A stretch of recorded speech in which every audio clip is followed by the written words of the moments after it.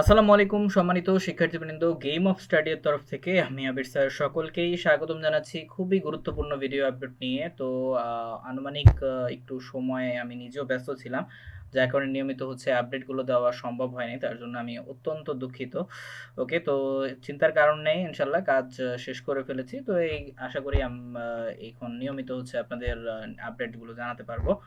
ওকে, so আমরা একটু জেনে নেই। তো ঢাবির কলা আইন এবং সামাজিক বিজ্ঞান ইউনিট অর্থাৎ বি ইউনিটের যে পরীক্ষা ছিল সেটা আনুমানিক ফল কবে আপনার দিতে পারে সেটা একটু বিস্তারিত আমরা জেনে নেই। ওকে, সো ঢাকা বিশ্ববিদ্যালয় মোটামুটি বি ইউনিটের পরীক্ষা কিন্তু হয়ে গেছে, এটা আপনারা আশা করি সকলেই জানেন। তো যারা যারা ভালো করে পরীক্ষা দিয়েছেন তাদের জন্য অনেক অনেক শুভকামনা রইল।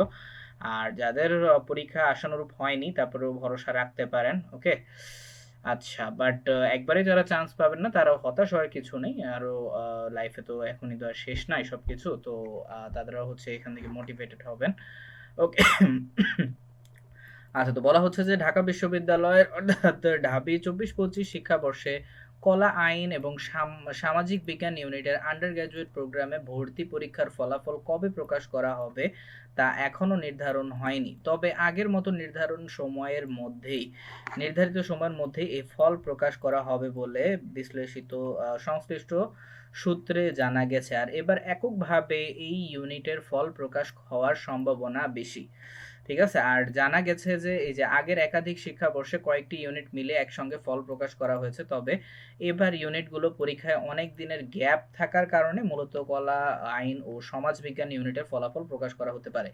অর্থাৎ ইন্ডিভিজুয়াল ভাবে এবার হচ্ছে ডেট ঘোষণা করা হইতে পারে। তো আনুমানিক এই যে আর বিশ্ববিদ্যালয় কলা ও অনুষদের ডিন অধ্যাপক ডক্টর মোহাম্মদ সিদ্দিকুর রহমান খান শনিবার 1 ফেব্রুয়ারি ডেইলি ক্যাম্পাসকে বলেন, ভর্তি পরীক্ষার খাতা দেখার কাজ দ্রুত শুরু হবে। আশা করি স্বাভাবিক সময়ের মধ্যে ফলাফল প্রকাশ করা হবে, তবে অন্য ইউনিটগুলোর পরীক্ষা দেরিতে হয় একসঙ্গে ফলাফল দেওয়া সম্ভব নয়। অতএব আলাদা আলাদা ভাবে কিন্তু আপনাদের ফল প্রকাশ করা হবে। আর আনুমানিক এই ফল আপনাদের যেহেতু রিটেন আছে, যার কারণে হচ্ছে খাতাগুলো দেখতে একটু সময় লাগবে, স্বাভাবিক। তো তারপরে হচ্ছে বেশি সময় আশা করি লাগবে না। তো আনুমানিক বলা যেতে পারে আপনাদের ফেব্রুয়ারির মাঝামাঝি সময়ে আপনাদের রেজাল্ট কিন্তু দিয়ে দিতে পারে। ওকে, অর্থাৎ ফেব্রুয়ারি 10 থেকে 20 তারিখের মধ্যে ইনশাল্লাহ আপনারা পেয়ে যাবেন। ওকে, অনেক অনেক শুভকামনা রইল আপনাদের জন্য। ঠিক আছে, যারা যারা পরীক্ষার্থী ছিলেন আর নিয়মিত ভিডিও আপডেট পেতে অবশ্যই চ্যানেলটিকে সাবস্ক্রাইব করতে ভুলবেন না। ধন্যবাদ সবাইকে।